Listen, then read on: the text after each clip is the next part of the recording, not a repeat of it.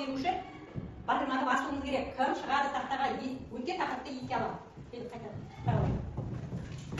Жауаптарды дұрыс тауып орналастырыңыз.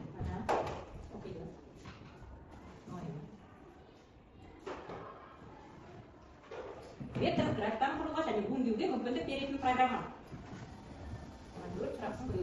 Граф осы өзінен шыққан қазақшада жазамын, сызамын, сурет саламын деген мағынаны береді. Қайсысының жауабы? Жарайды, болды. Апай. Кел Сұлтан деп. Газден жазып екі. Суретке салуға, өңдеуге, қағазға басып шығаруға. Ол отыра ғой. Кел. Экран бетінде көрсетілген ең кіші дене. Пиксель. Жарайды. Жарайсыздар, тамаша. Бүгінгі тақырыбымыз нақты сұрақтарға жауап береді. Тақырыбымыздың ашушы біз мына сұраққа жауап беруіміз керек. Адамдардың қызметін атқара алатын, шаршамайды және тамақ сұрамайтын не ол? Дұрыс айтасың. Роботтардың түрлерінен танысатын боламыз және оның қандай қызмет атқаратынын білетін боламыз. Бүгінгі тақырыбымыз роботтың түрлері және оларды қолдап жүрген дәптерлеріне жазбаңдар.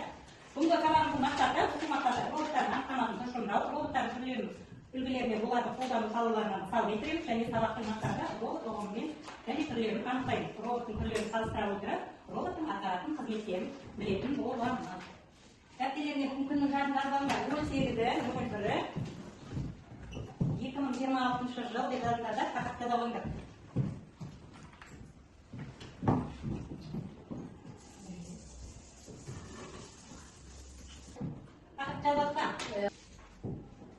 Бүгін біз роботтармен танысатын боламыз. Біз 4-ші сыныпта роботтармен таныстық, иә? Роботтың келіп шығуына кім себепші болып еді?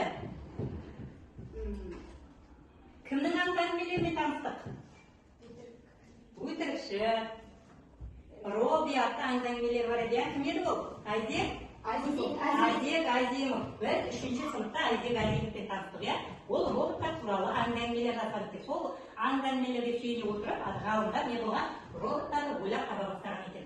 Робот дегеніміз не? Робот дегеніміз тірі организм принципі бойынша құрастырылған, жандандырылған автоматты құрылғы.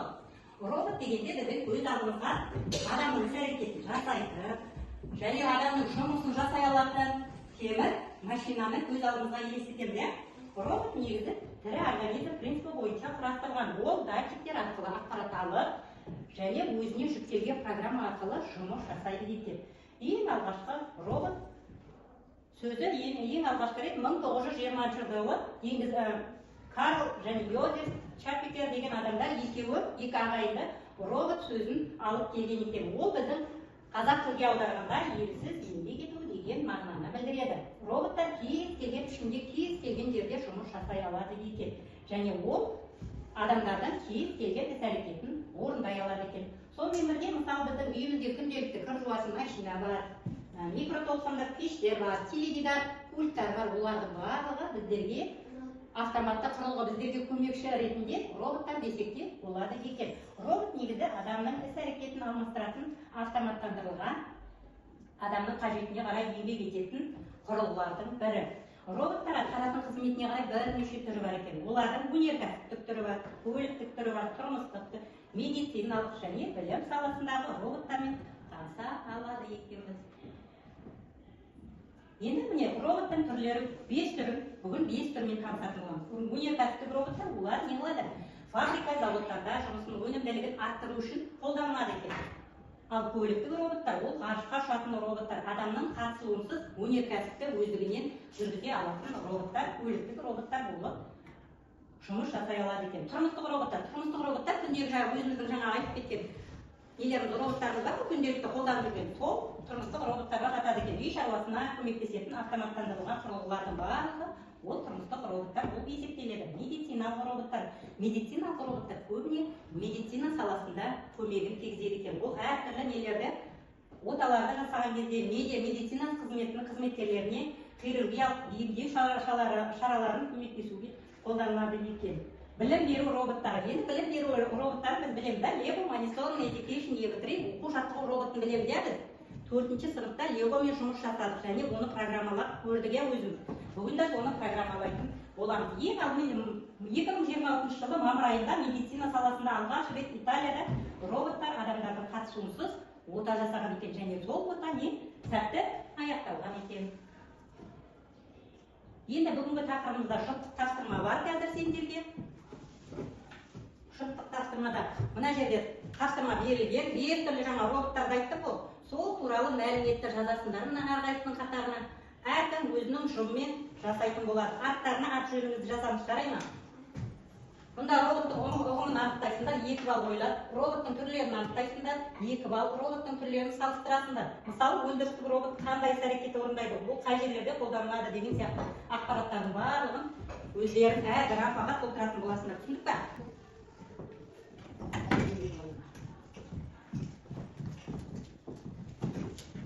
Жұмыңызды орындайсыңдар.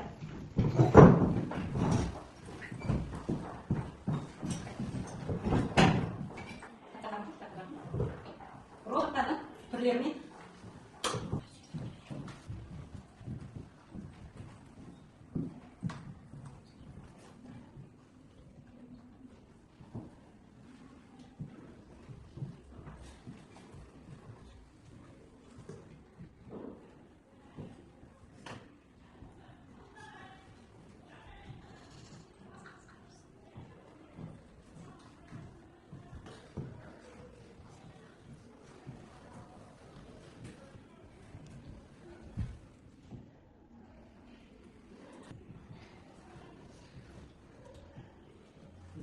Мана ережені жазғандар. Робот дегеніміз не санның ішіне жазғандар болғандар. Мана ережені әкетіп, мана әкетіп жазғандар. Ережені жаттап аламыз.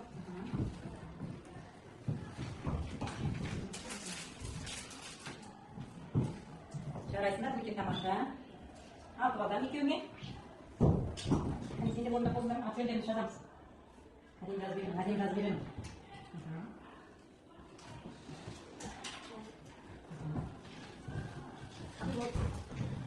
Ya, жарайсыңдар. Мына екеуін алып ал. Ана ережені жазып алыңдар кітаптар. Сосын екеуін алмас. Иә. Жарайсыңдар, сендерді алып ал екеуіне. Даяр болыңдар.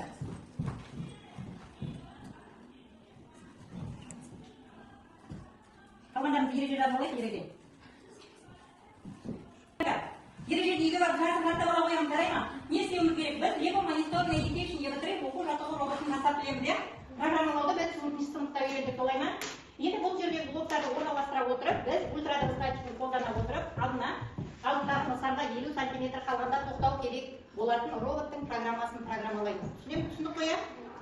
Компьютерға отыра қойыңдар, осыны бастырып көретіндер. Старт блогын білеміз, рульді басқару блогын білеміз, күту блогы, рульді басқару блогын, қосу командасы және рульді басқару блогын, күштеу командасын беруіміз керек.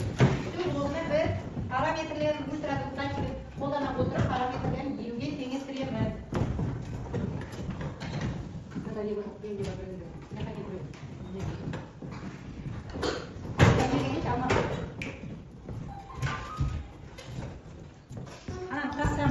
Қосу батырмасын басатын еді, білесіңдер ма? Қосу батырмасын басы.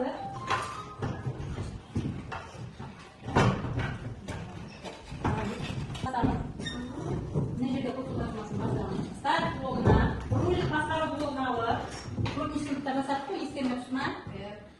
Соны жасаймыз. Қолдана отырып, ультрадыбыс датчигін, параметрлерін ультрадыбыс датчигінен таңдаймыз. Одан кейін рульдік блогын 50 сантиметр сәйкес келтіреміз. Одан кейін рульдік басқару блогын өшіру командасын береміз. Қосу батырмасын басамыз.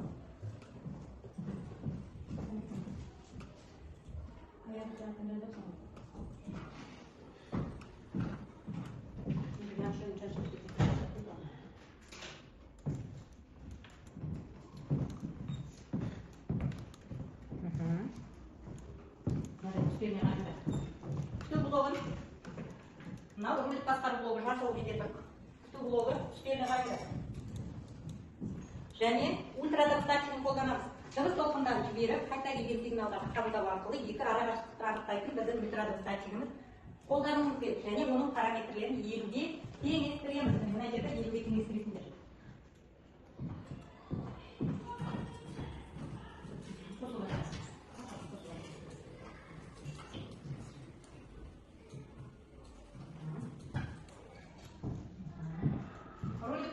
жолдың берген кезінде қосу және өшіру командаларын береміз мына жерде.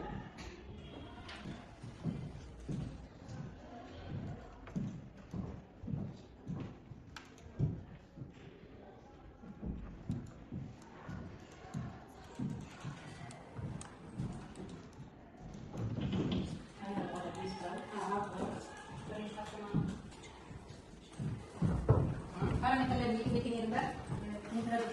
Ya, жарайсың, өте тамаша. Сұлтанбек. Жарайсың, өте тамаша. Сұлтанбек бірінші болды. Жарайсың.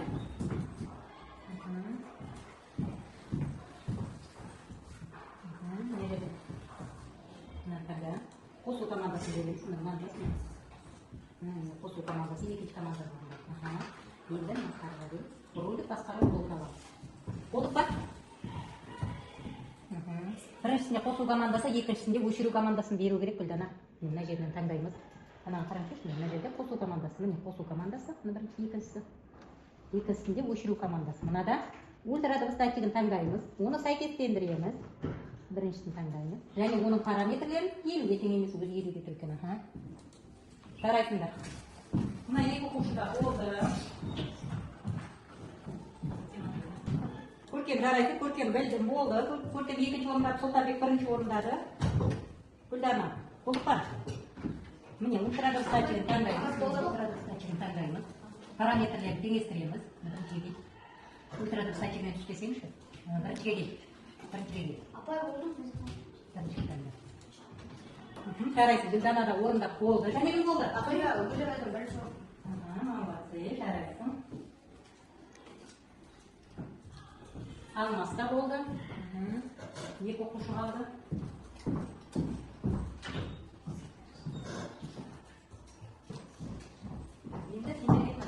Бүгінгі тақырыпта пысықтап пікір байланыс жасау үшін сұрақтарға жауап беруіміз керек. Орталық программасында сұрақтарға жауап береміз.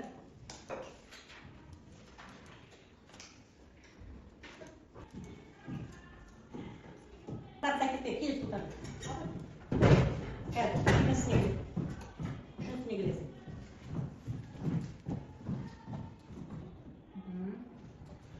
Мыналарды сәйкестендіру, мына роботтарды атауларымен сәйкестендіреді.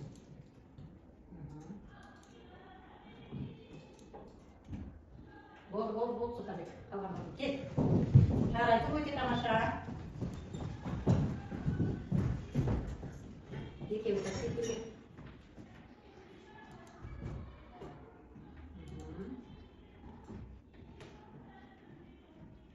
Жарайсың, өте тамаша.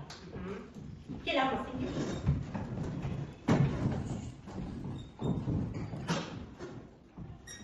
Атауларды сәйкестендір.